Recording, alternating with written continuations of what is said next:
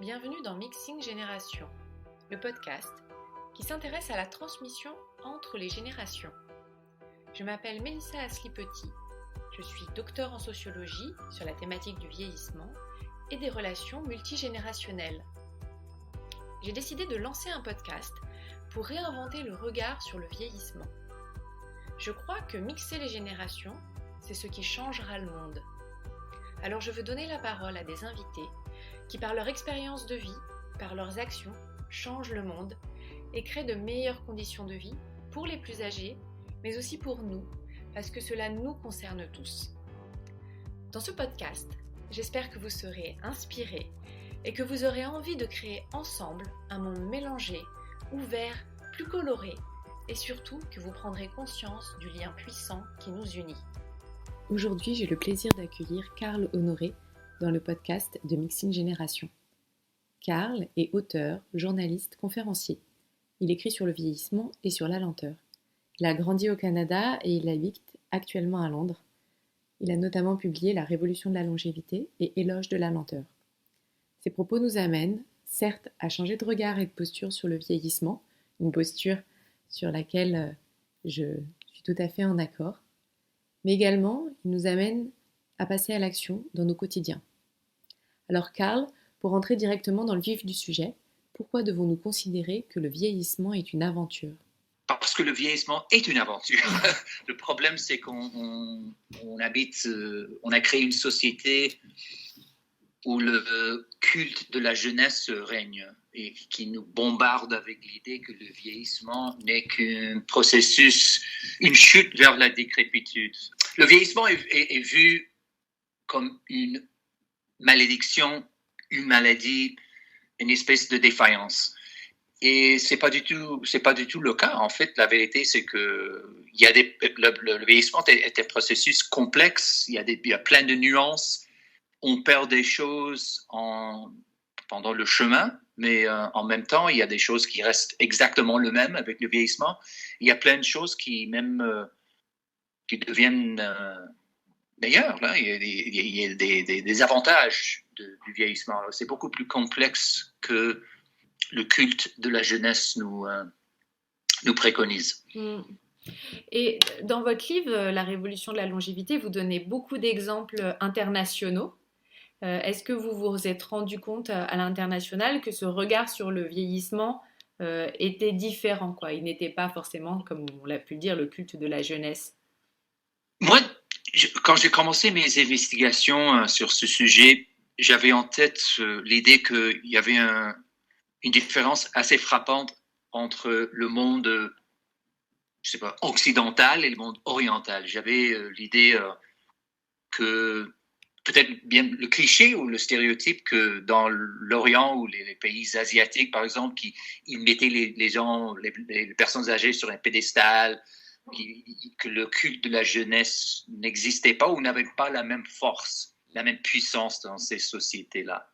J'ai découvert complètement le contraire. C'est que le culte de la jeunesse est devenu un problème international complètement. C'est lié à la société consommatrice, capitaliste.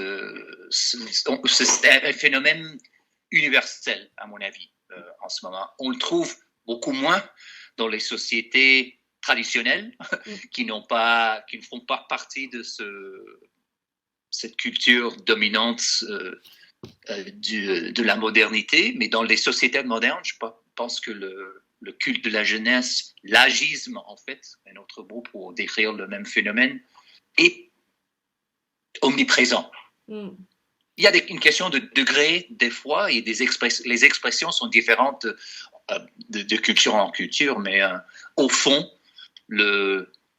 l'idée ou la philosophie est la même, à mon avis. Oui, en fait, ce que vous dites, c'est intéressant parce que en fait, c'est un phénomène, comme vous le dites, international, mondial. L'agisme est partout, mais c'est peut-être les manières de faire qui sont un peu différentes. Vous avez peut-être des exemples entre différents pays qui mettent en avant ces pratiques agistes ? On voit par exemple en Corée du Sud que le taux de, comment on appelle ça en français, la chirurgie plastique, de cosmétique, et le taux, en Corée du Sud, ils ont le taux le plus élevé au monde. Ils sont plus ou moins au même niveau que le Brésil. Et il n'y a personne qui se présente devant une intervention cosmétique en Corée du Sud pour avoir un visage plus âgé. Ils font pour avoir un aspect plus jeune. Alors ça c'est pour moi, ça souligne le fait que le culte de la jeunesse est complètement mondialisé et général. De l'autre côté, on trouve en Chine, même en Corée du Sud, au Japon, il y a des lois, des rituels, des pratiques sociales qui mettent au niveau officiel sur un pédestal les personnes âgées, les personnes mûres. Mais ça c'est un côté, c'est une dimension de l'équation. Ça c'est au niveau officiel. Au niveau quotidien, de la vie quotidienne des gens, je pense qu'on trouve le même phénomène, que les gens ont peur de vieillir, que la seule pensée de vieillir provoque des sentiments de peur, de honte, de culpabilité, de dégoût et de déni aussi. Si vous consultez Google, n'importe où, partout dans le monde, pour compléter la phrase « je mensure », la réponse numéro 1, c'est pas mon poids ou mon salaire ou le nombre d'heures que je passe à voir des films de porno. La réponse numéro 1, c'est mon âge. Et ça, c'est quelque chose qu'on trouve partout. Dans votre livre, vous dites aussi que notre perception du vieillissement influe sur notre manière de vieillir. Vous l'évoquez d'une certaine manière avec qu'on ment plus sur l'âge. Alors, si notre vision du monde et notre vision du vieillissement était positive, qu'est-ce que ça donnerait? Ça se donnerait quelle société? Ça donnerait une société beaucoup plus saine, parce que oui, justement, c'est quelque chose qui m'a vraiment frappé pendant mes investigations, c'est le fait que les études montrent clairement que l'agisme est une prophétie autoréalisatrice. Qu'est-ce que ça veut dire? Ça veut dire que adorer la jeunesse et dénigrer la vieillesse vous empêche de bien vieillir. Vous êtes plus susceptible au déclin physique et à la démence et même à une mort prématurée. Alors, la question c'est comment ça serait une société avec une vision positive du vieillissement? Ça serait une société où les gens ont une meilleure santé, et plus de longévité, plus de bonheur. Les gens sont plus performants au travail. Ils ont une vie plus profonde, avec plus de sens, avec plus de goût. Ça serait une société beaucoup plus humaine. Je trouve qu'on perd beaucoup de choses en embrassant cette idée péjorative et négative du vieillissement. Au fond, l'agisme est un acte d'automutilation par excellence. Et pensez même aux portes fermées, aux chemins non empruntés, parce qu'on écoute cette petite voix qui nous chuchote « j'ai passé l'âge de faire ça, j'ai passé l'âge de faire ça ». Et ça nuit, ça nous fait mal de maintes façons. En fait, quand vous parlez d'automutilation, vous le mettez au fait qu'on va soi-même ne pas faire certains actes de nos quotidiens, comme vous dites, ou peut-être ne pas tenter certaines expériences du fait de notre âge. Tout à fait, on se auto-limite, on se met des limites, on ne se pose pas des questions. Au lieu de voir l'âge comme une aventure, on voit le vieillissement, on le voit comme une prison ou une chute. Et on n'a qu'une vie. Et à mon avis, il faut en profiter. Et la seule manière d'en profiter, c'est d'avoir une vision ouverte et positive et optimiste du futur, de voir la vie comme... moi, la métaphore que j'utilise surtout maintenant pour ma propre vie, c'est de voir la vie comme un jeu de vidéo. Dans les jeux de vidéo, qu'est-ce qui se passe? Vous avez des niveaux. Alors moi, j'ai 55 ans, je suis au niveau 55. Et pendant cette année de niveau 55, j'en profite au maximum. J'essaie de trouver le plus de trésors possible, de faire, je ne sais pas ce qu'ils font les gamers, là, mais faire toutes les choses qu'on fait pendant le niveau 55. Et je sais que mon but est d'arriver au niveau 56. Et j'attends le niveau 56 avec un esprit positif, optimiste. Qu'est-ce qui m'attend au niveau 56? Plutôt que de voir le prochain niveau, le prochain chapitre comme une défaillance ou un problème ou un enjeu négatif. Alors, de voir la vie comme de monter plutôt que de descendre. Oui, et en fait, il y a une posture, c'est regarder en effet le monde de façon optimiste en se disant tous les possibles sont là à chaque niveau et à nous d'aller trouver les trésors. Oui, tout à fait. Il y a des trésors à chaque niveau, à chaque chapitre, et c'est à nous de définir comment il sera notre propre chapitre. C'est ça un peu l'idée, l'esprit de ma manière de voir le vieillissement. Moi, je suis assez optimiste. Je pense que les plaques tectoniques commencent à bouger et il y a un changement profond au niveau culturel qui est de plus en plus, ou de moins en moins, l'âge chronologique perd sa puissance, sa capacité de nous limiter, de nous définir. Ce qui nous définit de plus en plus, ce sont les choix que nous faisons. Hein. Alors, les plats que vous préparez pour vos êtres chers, les livres que vous lisez, les films qui vous passionnent, l'art qui vous fait pleurer, la musique qui vous fait danser. Ça, c'est la décision que même les grosses entreprises comme Netflix et Amazon ils ont cessé de suivre leurs clients en fonction de leur âge chronologique.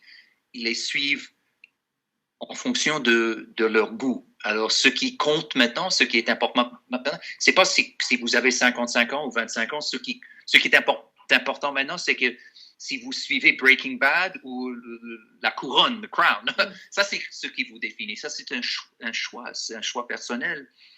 Évidemment, pour créer un monde juste et un monde dans lequel tout le monde aura envie de vivre, il faut que tout le monde ait accès à la même capacité de choisir. Et ce n'est pas le cas en ce moment. Hein. Il y a beaucoup d'injustices économiques et sociales. Il faut créer une société dans laquelle tout le monde a l'occasion de choisir quel genre de travail qu'ils vont faire et jusqu'à quel âge, etc., etc. Et ça, c'est un autre enjeu, un autre défi énorme qui nous attend.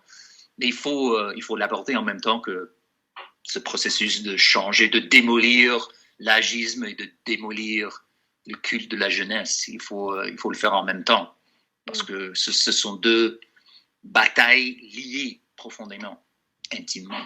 Quand vous dites que c'est lié, vous entendez quoi alors par là?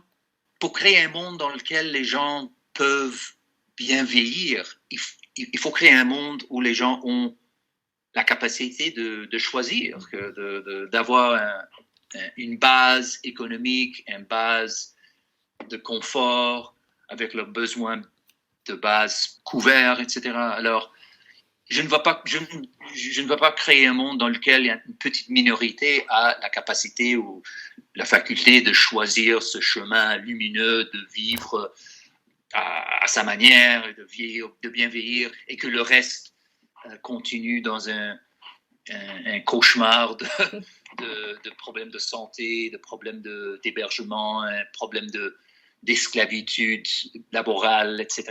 Alors, il faut... Parce qu'il faut avancer ensemble, à mon avis. Il faut créer un monde juste et humain. Et vous avez une idée d'un premier pas qui permettrait d'aller et d'avancer sur ce monde-là? Du côté de la justice économique, etc. Par exemple, oui. C'est un gros défi. Moi, je changerais le système d'impôt parce qu'en ce moment, il y a un segment de la société qui est capable d'éviter les impôts et ne paye pas sa partie. Alors, moi, je changerais surtout dans un monde, une économie mondialisée, les entreprises peuvent s'échapper, cacher leurs profits un peu partout. Alors, il faudrait, pour moi, un premier pas, ça serait de... Et en fait, en ce moment, on entend même que les gens de l'1%, cette minorité minuscule en haut de la pyramide, des gens qui font partie de cette petite minorité commencent à dire « je veux payer plus d'impôts ». Ils voient eux aussi que ça nuit, c'est pas un bon investissement à long terme pour la société avoir une injustice aussi frappante au niveau économique. Alors, il y a plein de choses qu'il va falloir qu'on fasse, mais un premier pas, ça serait de créer un système d'impôt beaucoup plus juste et beaucoup plus de redistribuer plus mieux les ressources économiques. Oui, c'est un pas intéressant et en effet qui permet d'ouvrir en tous les cas un peu plus ce chemin du choix, en tous les cas aux individus. Vous avez beaucoup travaillé sur la question de la lenteur, du slow. Est-ce qu'on peut lier slow et vieillissement, slow et longévité? Qu'est-ce que ça donne de vivre dans une société du slow et de la longévité? Oui, il y a sûrement des liens. Pour moi, la lenteur est un super pouvoir. Dans un monde accro à la vitesse, la lenteur est un super pouvoir. Pourquoi? Parce que ça nous rend, quand on ralentit, quand on vit à un rythme plus sain, plus humain, ça nous rend plus productifs, plus heureux. Ça crée des connexions humaines plus fortes. Ça crée une communauté plus saine, plus liée. Alors la lenteur, ça fait du bien. Ça fait du bien pour l'individu, ça fait du bien pour la communauté, pour la collectivité. Alors, si on arrive à retrouver la tortue intérieure, ça créerait une société beaucoup plus saine pour tout le monde. Et ça, un avantage de ce changement, ça serait plus de longévité. On pourrait vivre plus longtemps, mieux, plus longtemps qu'auparavant. Et la lenteur, pour moi, ça serait une clé, ça serait une astuce, ça ferait partie de ce changement sismique dans la société. Je pense que quand on parle du ralentissement, une société qui glorifie la vitesse et qui dénigre la lenteur, c'est une société qui a de la misère à accepter le vieillissement parce qu'il y a, au niveau physique du corps, il y a un certain ralentissement. Je le sais très bien, je suis super sportif, je continue à jouer au hockey, mais je n'ai pas la vitesse que j'avais à 22 ans. Et ça, c'est quelque chose qu'il faut accepter et on a du mal à l'accepter parce que c'est une société qui adore la vitesse. Alors, si on vous propose un deuxième acte, un troisième acte de la vie avec moins de vitesse et un peu plus de lenteur, au niveau physique, quelle horreur! C'est un cauchemar. C'est comme une insulte.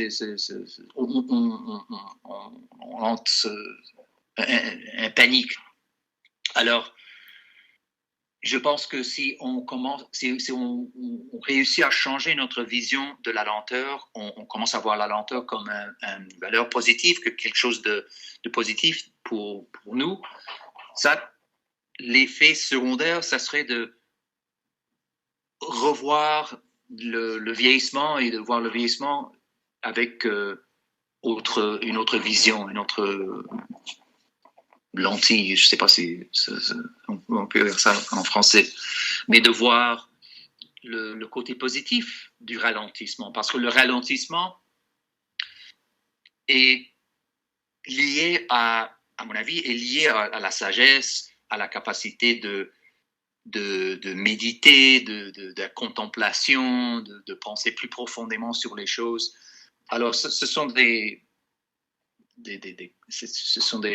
habiletés, des talents super utiles, super puissants au travail et dans la vie en général. Alors, si on commence à accepter la lenteur, on va mieux accepter les changements qui nous attendent dans la seconde moitié de la vie. Et on peut en profiter parce que ça, c'est quelque chose qu'on voit surtout. Il y a des études qui le démontrent que quelque chose qu'on commence à faire mieux avec l'âge, c'est être présent. On peut se concentrer un peu mieux. On a peut-être moins de relations sociales, mais les relations que nous avons sont plus fortes, sont plus profondes, on est plus présents. Et ce sont des bienfaits de la lenteur. Alors, moi, je trouve que souvent, quand je parle des bienfaits du vieillissement, le côté positif, je me rends compte que je suis en train d'utiliser le même langage et les mêmes exemples que j'utilise quand je parle des bienfaits de la lenteur. Alors, il y a des jolies connexions entre les deux sujets, sûrement. Oui, en tous les cas, vous commencez à en faire émerger. Et ça serait quoi le premier pas pour instaurer un peu de lenteur dans nos vies? Bon, un premier pas pour ralentir, c'est de faire moins de choses. On essaie chroniquement, on est obsédé avec un excès d'activité. C'est une société basée sur l'hyperactivité. On a peur de ne rien faire. Alors, il faut récupérer l'art du repos, du silence, de la sérénité, et l'art de se nuire aussi. Le nuit nous donne peur, nous effraie aussi, mais les moments de silence, de tranquillité, de méditation, de regarder, de leur rencontre avec soi-même, qui est la pierre angulaire, c'est la base d'une vie bien vécue. Ce sont ces moments de ne rien faire. Alors, faire moins. Il faut couper l'agenda et couper l'emploi du temps pour faire moins de choses. Prioriser l'important et laisser tomber l'urgent. Alors, changer un peu le chip pour choisir mieux et utiliser mieux avec plus de sagesse notre temps. Alors, pour moi, ça serait un premier pas. On n'a pas parlé beaucoup du tout, en fait, de la technologie, mais ça, c'est les appareils électroniques, les outils, ces jouets électroniques qui sont fantastiques. Je ne suis pas du tout ludique. J'ai un iPhone, moi aussi. Mais il faut les éteindre de temps en temps pour pouvoir entrer dans un rythme plus humain, plus doux, plus plan-plan. Et alors, éteindre le portable de temps en temps, avoir des plages horaires où il n'y a pas d'écran, il n'y a pas de distraction électronique, pour se sauver un peu, se protéger un peu de ce bombardement d'interruptions électroniques. Ça, c'est essentiel aussi pour ralentir.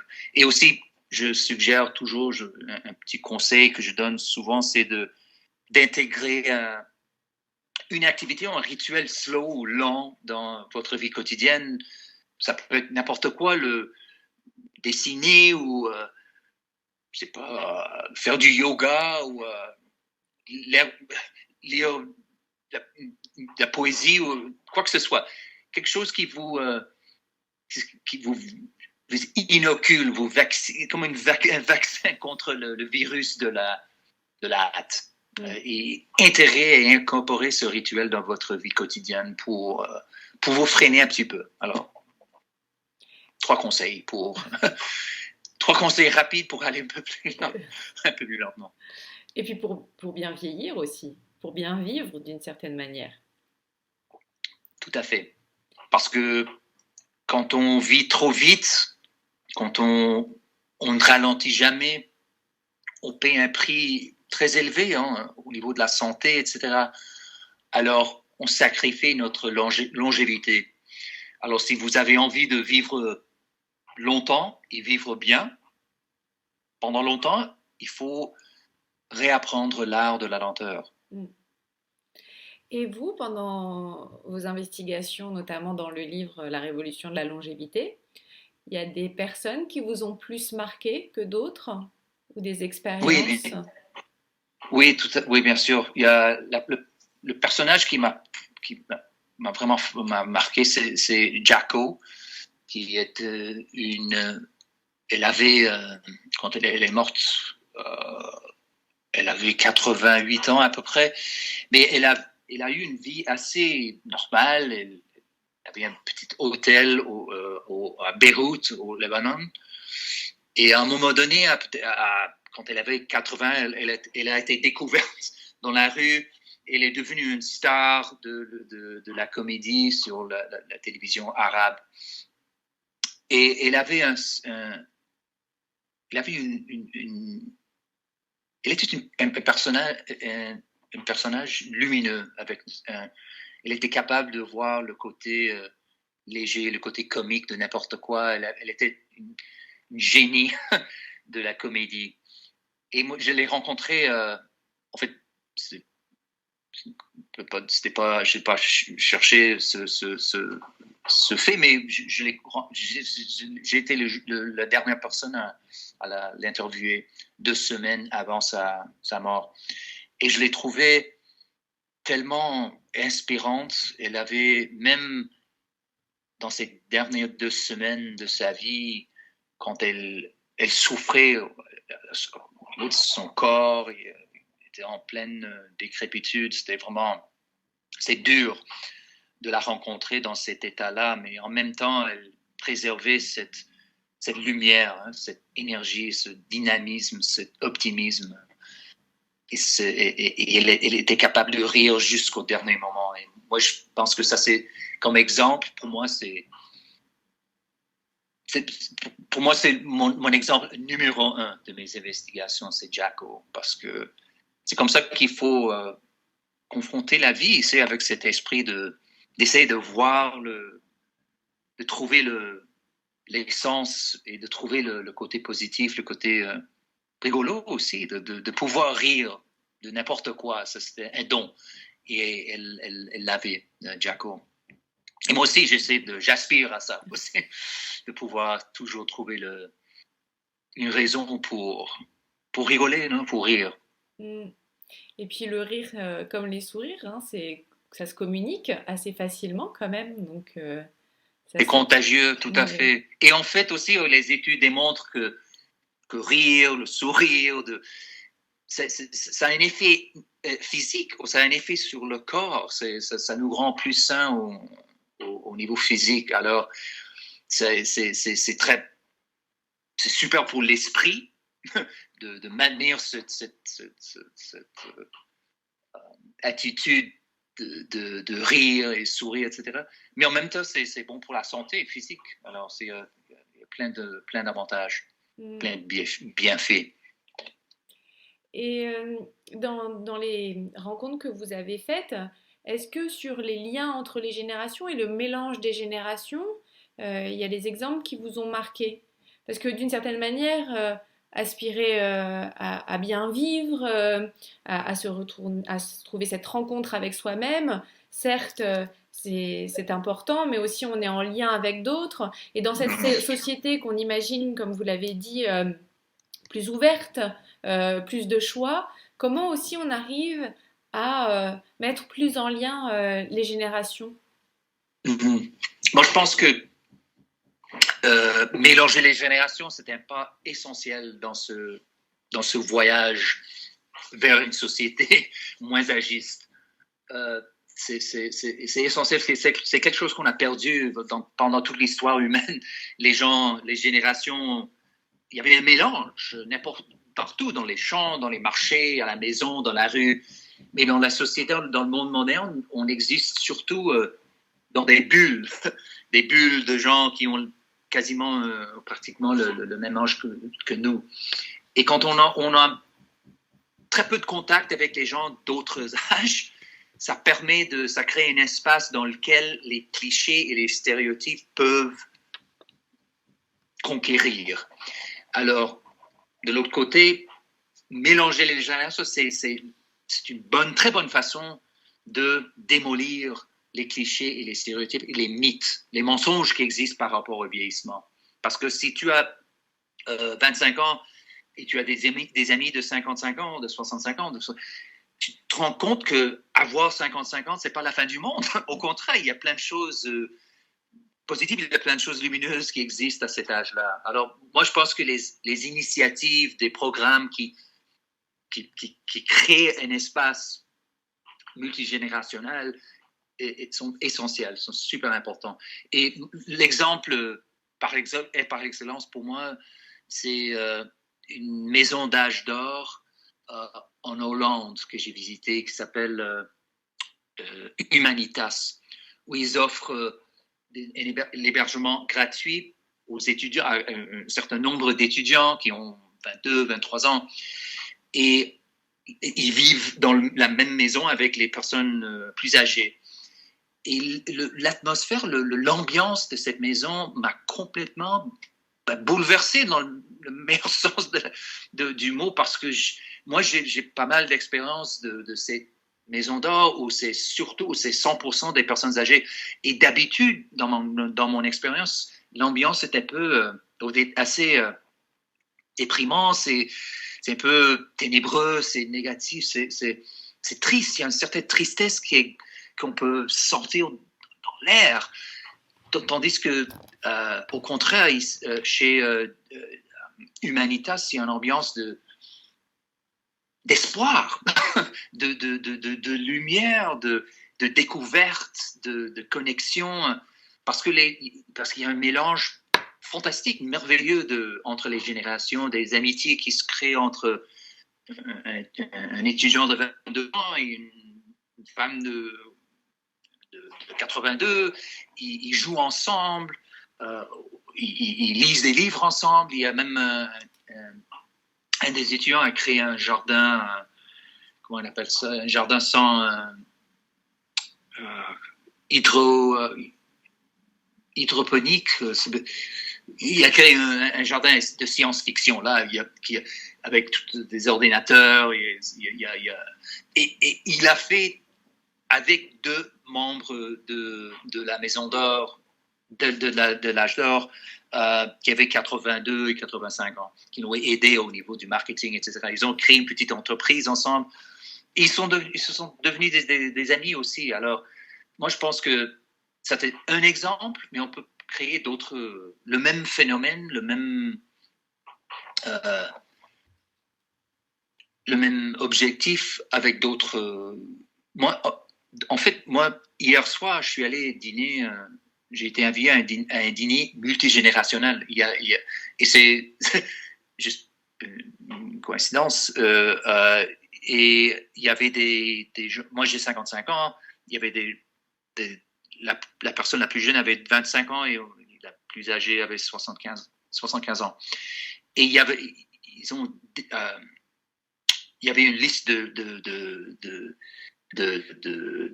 demandes, de questions, et c'était super parce qu'il y avait un échange vraiment riche et fertile et joli, en fait. Et ça, c'est quelque chose de très simple.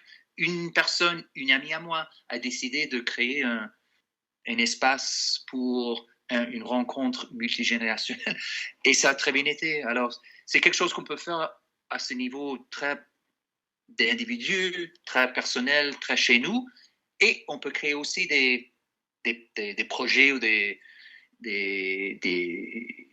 programmes comme Humanitas avec des maisons d'âge d'or. Alors. Mais il y a aussi un Américain qui a lancé quelque chose de ce type-là, alors de manière un peu plus globale, en disant on va mettre autour d'une table des générations lors d'un déjeuner, et donc où il y a aussi une trame de questions. Alors je ne sais pas comment ça se passe réellement, mais je pense que c'est en effet une dynamique intéressante à un niveau très micro, de nos vies individuelles et qu'on peut agir à différents niveaux. Moi, je pense que c'est ça le mot-clé, c'est un micro, parce que c'est plus facile de changer les idées fixes avec une rencontre entre deux personnes. C'est très utile d'avoir des groupes et de faire une rencontre collective, etc., de génération. Mais je pense que les changements les plus profonds se manifestent à ce niveau 1 à 1, entre deux personnes, micro. Ça, c'est le futur. Et c'est pour ça que dans les entreprises, on voit toute une révolution de mentorat, les programmes de mentorat entre les employés plus jeunes, entre les employés plus âgés, etc. Et ça, c'est 1 à 1. Ça, c'est entre deux personnes, c'est très micro, mais les effets sont énormes, sont géants. Oui, dans cette relation d'échange, en effet, interindividuelle, peut-être qu'on se nourrit plus, on va plus dans les échanges et on est plus marqué par quelqu'un et donc ce qu'il nous raconte. Oui, tout à fait. Et on peut montrer notre propre vulnérabilité, on s'ouvre plus facilement, je pense, à ce niveau entre deux personnes.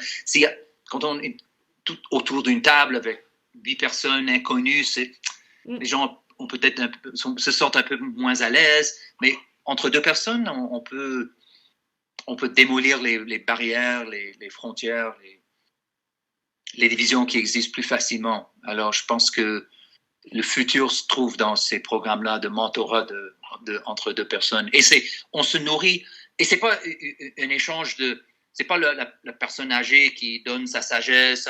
Non, c'est dans les deux sens. On apprend, les jeunes apprennent des plus âgés, les plus mûrs apprennent alors, et ça, cet échange est plus fluide et plus facile, je pense, si c'est entre deux personnes à ce niveau micro.